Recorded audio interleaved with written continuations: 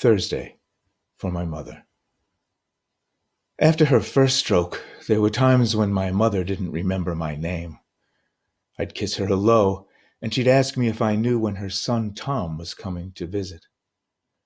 But when I pushed her in a wheelchair through the aisles of the hospital gift shop, she signaled me to stop, tested the quality of the fabric of the clothes they had for sale by feeling for tightness in the weave, hugged the teddy bear I bought for her as if it were her own child, and looked at me with gratitude and confident, almost recognition. Thursday was the last thing she said to me. There were times my mother didn't remember my father's name, calling him that man, dismissing him with a wave of a hand when he'd share a sing-song, "I'm a lover you."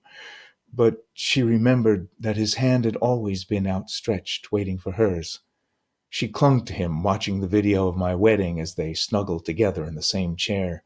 She held his hand tight as he lay unconscious in the hospital bed, rose up out of her wheelchair to give a last kiss goodbye.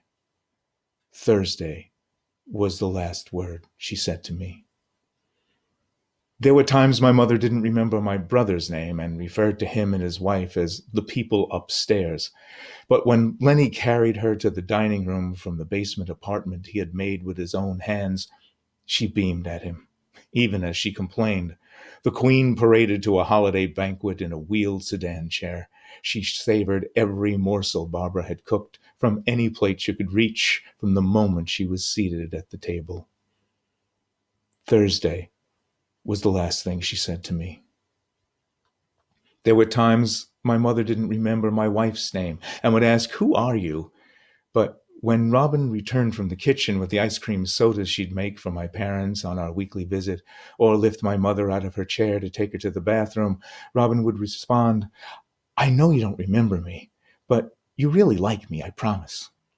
My mother would laugh and then happily sip chocolate from her glass or rest her head on Robin's shoulders. Thursday was the last word she said to me.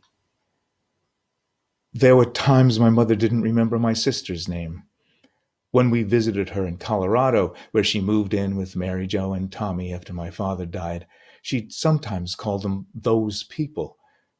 But she beamed when Mary Jo entered the room, laughed at Tommy's playful ribbing, squealed at the sight of her grandbabies. The mother, now child to the daughter, surrounded by love. Thursday was the last thing she said to me. I spoke with her on the phone the day she moved to the hospice. She remembered my name. She remembered my father's name. She remembered Lenny and Barbara's name. She remembered Robin's name. She remembered Mary Jo and Tommy's name. I told her Lenny and I would be out for a visit. I told her we would be there on Thursday. Thursday, she repeated, then hung up. She was unconscious when we got there on Thursday, yet turned her head toward our voices when we spoke to her on Thursday. When we said, "We love you," on Thursday. When we said, "You can let go," on Thursday. She waited for Thursday. She died on Thursday. Thursday was the last thing she said to me.